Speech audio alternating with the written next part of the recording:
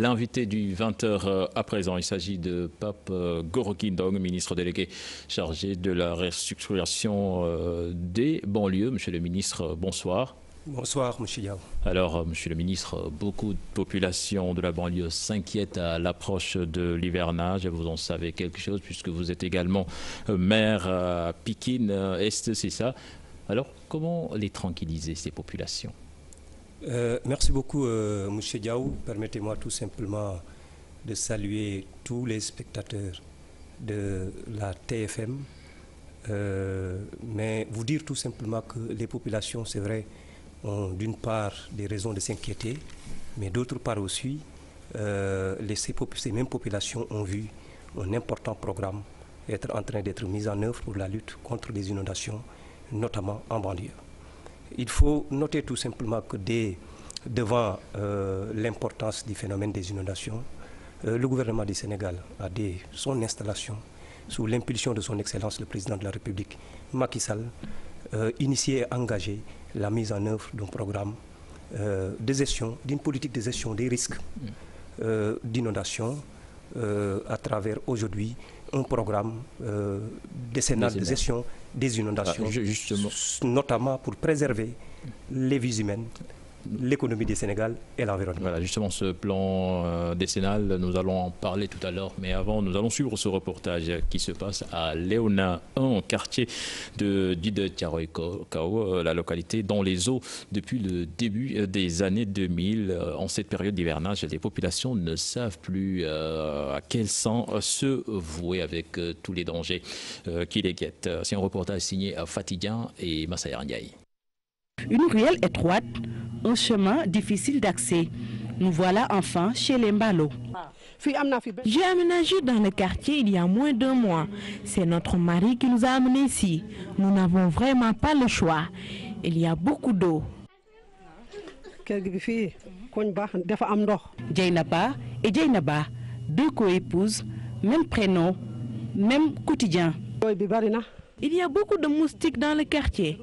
Le site est abandonné. J'ai vraiment peur. Le soir, je suis obligée d'allumer mon ventilateur. Cette maison, au décor triste, est bel et bien leur foyer. Beaucoup de pièces emportées par les eaux. La véranda nous sert de cuisine, de salle à manger, cour, et j'en passe. Autre famille, même préoccupation. Koumba Diallo et ses enfants vivent avec ce décor depuis 17 longues années. Nous vivons cette situation depuis 2000, donc cela fait 17 ans. Nous n'avons pas de moyens. Certains membres de la famille ont dû partir, prendre des appartements et louer ailleurs. Ici, le danger est permanent. Vous savez, à ces endroits-là, on peut même trouver des serpents et même d'autres animaux sauvages. C'est la première fois qu'une équipe de télévision vient ici nous rendre visite. La santé, le bien-être des tout-petits, relégués au second plan. Nos enfants tombent souvent malades. C'est regrettable. En cette période d'hivernage, la peur de vivre encore dans les eaux guette les populations. Et nous avons constamment peur. Nous vivons dans la peur. En période d'hivernage, même nos chambres sont inondées. Nous faisons des pieds et des mains pour nous débarrasser de ces eaux pluviales. Quand j'entends parler de l'hivernage, je suis angoissée. À Léona 1, des familles laissées à elles-mêmes vivent ces situations depuis près de 2 décennies. Ici, respirer l'air pur est tout simplement un luxe pour certains.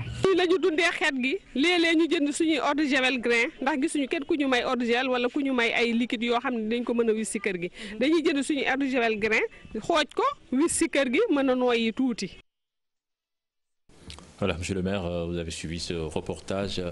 Comment ça se fait que les populations à cette époque puissent cohabiter avec des eaux pendant des années et des années? D'abord, il faut relever tout simplement, M. Diaw, quand même que c'est un phénomène que nous avons hérité depuis de longues années. avec des régimes qui se sont succédés et qui n'ont pas véritablement pris en charge le phénomène de la gestion des risques d'inondation avec un programme bien défini. Mais quand même, comme je vous l'ai dit à l'entame de mes propos tout à l'heure, dès l'installation du gouvernement en 2012, sous l'impulsion du président de la République, qui a initié aujourd'hui un programme important d'une politique de gestion des risques d'inondation. Plus précisément dans ce quartier de Léona, qui aujourd'hui doit faire l'objet d'une restructuration, tout simplement d'une requalification de la zone. Il faut noter tout simplement qu'un important programme de requalification de la zone dans la commune de Djiddah Thiaroye Kao a fait l'objet d'une requalification et de relogement des populations au niveau de la cité Tawfir et Yakar. C'est vrai que maintenant, il y a quelques postes qui restent au niveau de la banlieue qui doivent faire l'objet dans le programme décennal qui est défini dans 10 ans d'accueillir des ouvrages. Justement, ce plan décennal est à mi-parcours 2012-2022 à hauteur de 700 milliards de francs CFA. À mi-parcours, justement, comment appréciez-vous vraiment les résultats sur le terrain?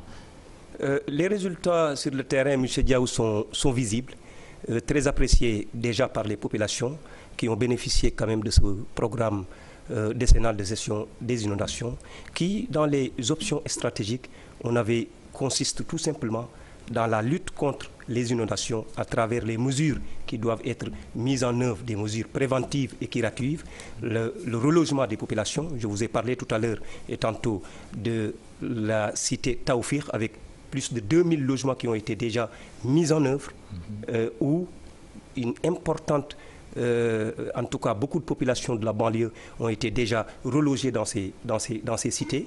Le plan décennal de gestion des inondations, lancé en 2012, qui s'articule autour de 766 milliards de francs CFA en 3 phases. D'abord la phase prioritaire, la phase d'urgence, qui consistait aujourd'hui à mettre, puisqu'il faut se rappeler que 2012, le Sénégal a vécu le phénomène des inondations. Donc en 2012, il y avait 66 milliards qui ont été déjà mobilisés.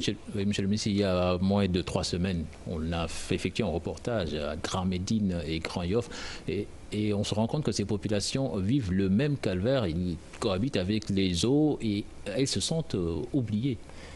Ces populations se sentent oubliées, je ne dirais pas trop que ces populations se sentent oubliées aujourd'hui, puisque autour du pont de l'émergence, la Géroute a déjà mis en œuvre la construction d'une station de pompage qui aura aujourd'hui la capacité de recueillir pratiquement toutes les eaux de Grand Médine, d'une partie des Parcelles Assainies, de Grand Yoff, avec l'ouvrage de drainage des eaux qui est en train d'être mis en œuvre d'ailleurs et qui doit aller directement vers l'exécutoire de la station de pompage de ONAS au niveau de Cambérène. Est-ce que sur le terrain, on voit les résultats, puisque ces populations quand même continuent de...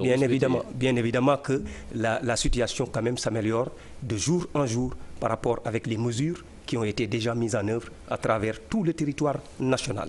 Aujourd'hui, depuis 2012, plus de 20 stations de pompage ont été déjà construites au niveau à travers le territoire national. Donc, et des bassins de rétention, des ouvrages de drainage, des eaux pluviales et des eaux usées à travers ONAS, qui aujourd'hui, à travers le territoire national, est en train de mettre en œuvre la politique de l'État autour du plan décennal de gestion des inondations. Mais nous sommes déjà à mi-parcours, nous avons fait 5 ans de mise en œuvre de ce plan décennal de gestion des inondations et nous avons vu à travers notamment la région de Dakar,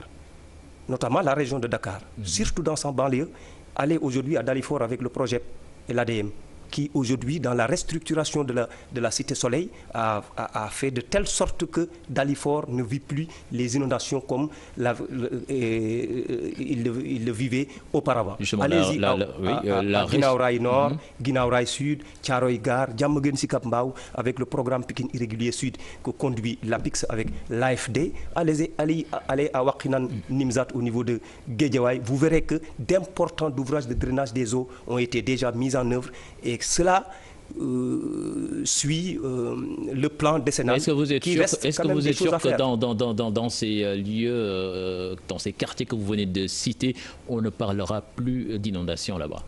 Mais vous savez, le phénomène des inondations dans sa gestion implique énormément de facteurs. Vous pouvez mettre aujourd'hui des ouvrages primaires. L'État peut mettre en place des ouvrages primaires, les ouvrages secondaires. Maintenant, il peut arriver que dans ces quartiers qui bénéficient déjà de ces ouvrages-là, qu'il reste des ouvrages tertiaires qui connectent maintenant les maisons à ces ouvrages primaires pour le drainage des eaux vers les exécutoires qui ont été déjà mis en place. Il reste quand même, on peut noter parfois le phénomène des ouvrages tertiaires qui restent à être branchés à ces ouvrages primaires, mais quand même l'impact que les populations vivent par rapport aux ouvrages qui ont été déjà mis en œuvre, ça, un de vos confrères d'ailleurs a fait un film qu'il a intitulé « La vie a repris à Djiddah Thiaroye Kao » puisque c'est des populations qui sont restées pendant des décennies sans pouvoir aujourd'hui avoir l'opportunité même de voir la rue. Aujourd'hui, la vie a repris dans ces quartiers avec la mise en place de ces ouvrages dans le cadre de la mise en œuvre du plan décennal de gestion des inondations. Juste à propos de ce plan décennal, il y a des quartiers de Dakar quand même où la nappe phréatique est à un niveau très très élevé. Est-ce que vous avez prévu des choses pour que cette situation ne dégénère? Déjà, pour prendre en charge ce phénomène dont vous parlez tout à l'heure, à travers l'UEMOA, et l'État du Sénégal avait initié un projet du rabattement de la nappe phréatique au niveau des stations de Thiaroye, de Yeumbeul dans la banlieue. Et cela a permis aujourd'hui la fermeture de ces stations de pompage, a fait de telle sorte que maintenant il y a un programme qui est repris pour un tout petit peu procéder au rabattement de la nappe phréatique pour lutter contre le phénomène de la montée des eaux. C'est vrai que vous êtes en charge de la restructuration des banlieues, mais cette situation, ce phénomène quand même touche également d'autres régions du Sénégal, à Kaffrine, à Tamba, à Matam. Alors comment enrayer définitivement ce phénomène de l'inondation, surtout à Kaffrine où chaque année on entend les mêmes problèmes? C'est pourquoi d'ailleurs le gouvernement du Sénégal s'est résolu à engager un programme qui couvre le territoire national. Il faut se rappeler tout simplement qu'on a vécu d'importantes inondations dans la région de Diourbel, notamment à Touba, où l'État a investi plus de 7 milliards au niveau de Touba pour lutter contre ces inondations. Aujourd'hui, à Bambey, 3 milliards ont été utilisés 1 milliard a été utilisé au niveau de Bambey pour la construction d'une station de pompage pour lutter définitivement contre ces inondations. À Fatick, à Kaolack. Aujourd'hui, à Kaffrine, des mesures transitoires ont été déjà utilisées au niveau de Kaffrine, tout en suivant le plan décennal qui a programmé dès 2018 l'assainissement en eau pluviale et en eau usée de la ville de Kaffrine. Mais pour le moment, on avait déjà procédé à la mise en œuvre des bassins de rétention, des tranchées drainantes, surtout au niveau de Diamaguène Centre, avec l'école 5, qui, il faut le rappeler, Kaffrine se trouve dans une cuvette où pratiquement Diamaguène Centre, les populations se sont installés anarchiquement au niveau de cette zone, puisque cette mal-urbanisation favorisée par les régimes précédents a fait de telle sorte que cette zone doit bénéficier aujourd'hui d'un programme de restructuration et de relogement des populations. Mais nous allons aborder cette question tout à l'heure, Monsieur le Ministre. Ouais. Et puis, il se pose également ce problème d'assainissement. Cohabiter avec des eaux qui datent des années quand même, ça favorise beaucoup de maladies et ça c'est pas bon. Effectivement, conscient de cela, le gouvernement du Sénégal, à travers ONAS qui a en charge la politique de mise en œuvre de l'assainissement des villes en eau usée et en eau pluviale, est en train aujourd'hui de dérouler un programme alléchant à travers toutes les villes du Sénégal. Je peux vous dire tout simplement qu'avec la BOA, ONAS a engagé l'assainissement de 10 villes du Sénégal et en train aussi dans le programme décennal de gestion des inondations, c'est tellement planifié que toutes les villes du Sénégal aujourd'hui doivent bénéficier d'un programme d'assainissement en eau usée et en eau pluviale. Donc c'est vrai que maintenant, je vous ai dit à l'entame que ce qui pousse l'État du Sénégal à prendre à bras le corps la lutte contre les inondations, c'est d'abord de préserver les vies humaines, de préserver son économie, mais aussi de préserver l'environnement. Donc vivre avec les eaux usées n'est pas une chose aisée. ce qui oblige l'État du Sénégal à mettre en œuvre sa politique. Vous avez tout à l'heure évoqué le mal urbanisation. Cela fait partie de vos fonctions concrètement depuis que vous êtes là. Qu'est-ce que vous avez fait pour avancer dans ce dossier? C'est extrêmement important maintenant dans l'option stratégique, l'option d'émergence qui aujourd'hui, où se trouve la politique de rénovation urbaine de ce pays. Le président de la République, dans sa vision, et dès l'entame a donné des orientations claires en disant que je ne veux plus être dans la réparation urbaine, je veux une politique d'aménagement du territoire maîtrisée et planifiée. Ainsi, le président de la République a engagé le ministère du Renouveau urbain à mettre en place les pôles urbains du Sénégal. 27 pôles urbains aujourd'hui sont en train d'être aménagés dans ce pays pour ne plus permettre à des populations d'aller s'installer dans des zones dans des zones où c'est dans des zones non édificantes et de ne plus permettre à certaines autorités locales aussi de faire des lotissements dans des zones non habitables. Et les bidonvilles persistent, voire pullulent même. Mais ça, c'est un problème que nous avons hérité. Et pour corriger cela, c'est la politique de la rénovation. Tout sur le dos c'est la politique de la rénovation urbaine maintenant qui est en train d'être mise en œuvre avec un schéma d'aménagement du territoire qui a été déjà adopté, le plan directeur plan directeur d'urbanisme qui est validé pratiquement par toutes les villes du Sénégal. Pour maîtriser cette planification urbaine, il nous faut aujourd'hui l'engagement du gouvernement à maîtriser véritablement l'aménagement du territoire national.